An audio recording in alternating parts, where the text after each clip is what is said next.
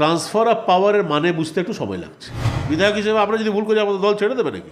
হয়তো পরের প্রজন্মকে বোঝাতে হবে যে তোলাবাজি বলতে কি বোঝায়। ছাত্ররা জিজ্ঞেস করবে বাবা তোলাবাজি মানে কি, তখন বোঝাতে হবে তৃণমূল কংগ্রেসে যেটা করতো এইভাবে এটা তোলাবাজি।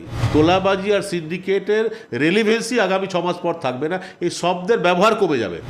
নমস্কার, নিউজ টাইম ডিজিটালে আপনাদের স্বাগত।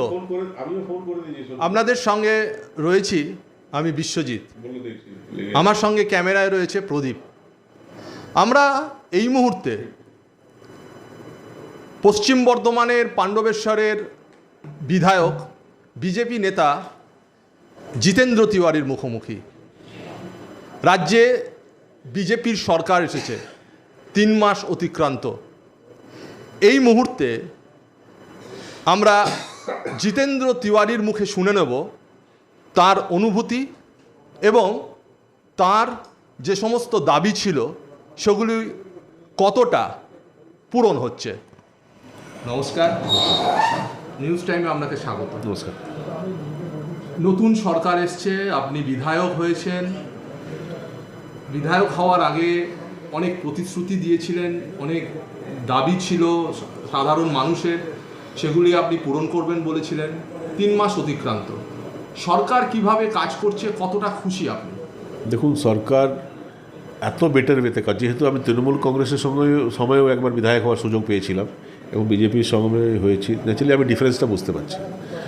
আগে বিধায়কদের কোনো কথা শোনা হতো না, এখন সরকারি আধিকারিকরা বিধায়কদের পেছনে লেগে আছেন। তাড়াতাড়ি স্কিম দিন, বিভিন্ন দপ্তর থেকে কি কি কাজ করতে হবে, আপনার বিধানসভায় কি কাজ বাকি আছে, ফরেস্টের কি কাজ আছে, এনভায়রনমেন্টে কি কাজ আছে, পিডব্লিউডি কি কাজ আছে, ইরিগেশনে কি কাজ আছে, প্রপোজাল চাওয়া হচ্ছে। শুধু প্রপোজাল চাওয়া না, দেরি হলে সঙ্গে সঙ্গে ফোন করে স্মরণ করিয়ে দেওয়া হচ্ছে, তাড়াতাড়ি ডেট বেরিয়ে যাচ্ছে। তার মানে সরকারি আধিকারিকরা বিধায়কদের পেছনে লেগে আছে যে তাড়াতাড়ি আপনাদের স্কিম দিন যাতে আমরা কাজগুলো এগিয়ে নিয়ে যেতে পারি। তো এটা মানে অভিনব উদ্যোগ এবং মাননীয় মুখ্যমন্ত্রীর নেতৃত্বে এটা খুব বেটার ওয়েতে এই কাজ হচ্ছে, যেটা আমরা কোনোদিন ভাবিনি। মানে একদম করানো হচ্ছে, বিধায়কদের দিয়ে কাজ করিয়ে দেওয়া হচ্ছে। আচ্ছা, কিছু কিছু ক্ষেত্রে কি কনফিউশন তৈরি হচ্ছে, যেমন অন্নপূর্ণা যোজনা, যেমন এই যে নতুন যে সমস্ত আগে বলা হয়েছিল, প্রতিশ্রুতি দেওয়া হয়েছিল যে সবাই পাবে, কি আরও কিছু যোজনা রয়েছে সেগুলিতে কিছু বাধ্যবাধকতা করা হচ্ছে, রেশন কার্ডের ক্ষেত্রেও কিছু বিষয় আসছে, এগুলো কি খুব প্রয়োজন ছিল না এগুলো স্বচ্ছতার সঙ্গে এটা করা হচ্ছে?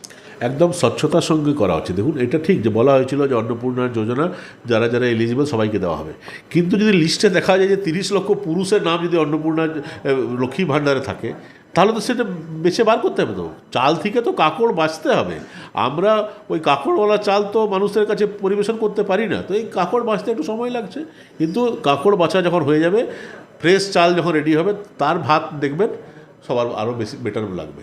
সেটার জন্য আমরা রেডি হচ্ছি।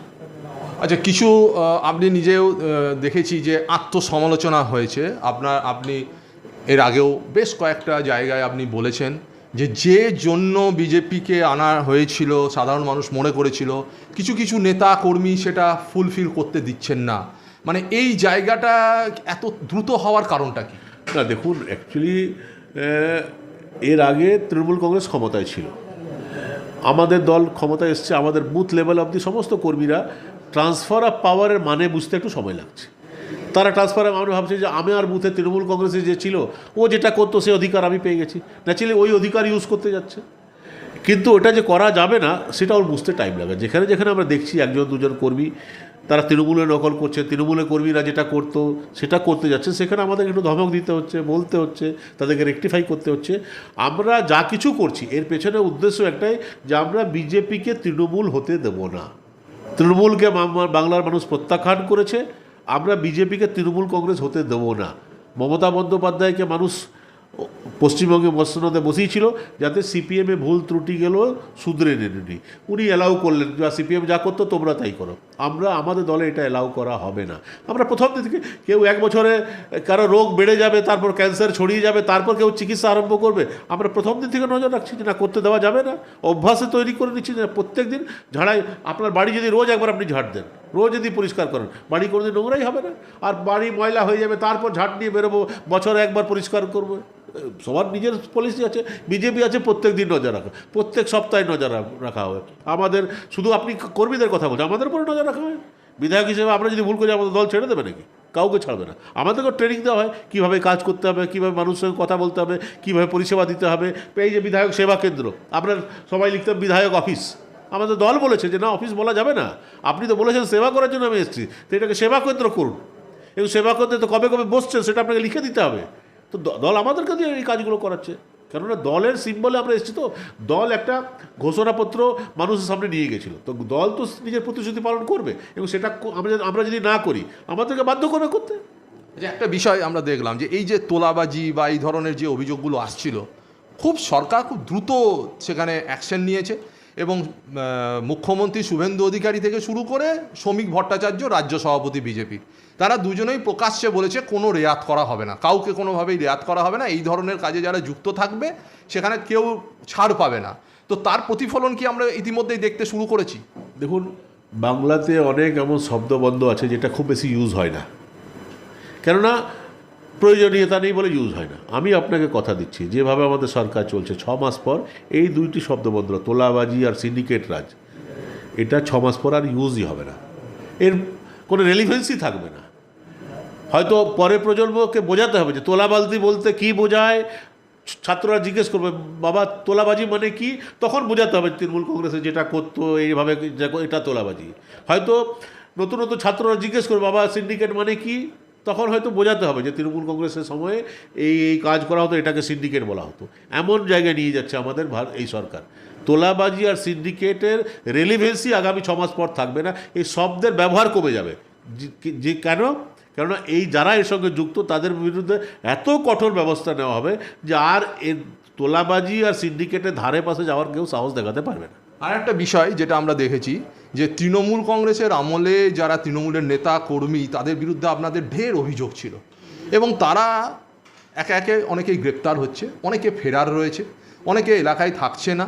তো তাদের বিরুদ্ধে মানুষ তথা বিজেপি কর্মী তাদের একটা মানে কি বলবো, একটা গ্রাজ রয়েছে, মানে তাদেরকে যেন ভালো রকমভাবে তাদের বিরুদ্ধে কোনো ব্যবস্থা নেওয়া হয়। তো এক্ষেত্রে অনেকটা রাগ ঢাক করা হচ্ছে বলে তাদের দাবি, বিজেপির তলার কর্মীদের। এটা নিয়ে কি বলবেন? দেখুন, আইন কি আমরা নিজের হাতে তুলে নেব? আইনের পথে চলবে। যদি তৃণমূল কংগ্রেসের লোকেরা যা যা অন্যায় করেছে সবটা আইনে যে প্রক্রিয়া, সে প্রক্রিয়ার মাধ্যমেই তাদের শাস্তির ব্যবস্থা করতে হবে। আমরা তো পুলিশও না, আমরা পানিশিং অথরিটিও না, আমরা বিচার করে দেবো তা হয় না। আইনের মাধ্যমে সেটাই হবে, এবং আইনের মাধ্যমে সেটা হচ্ছে।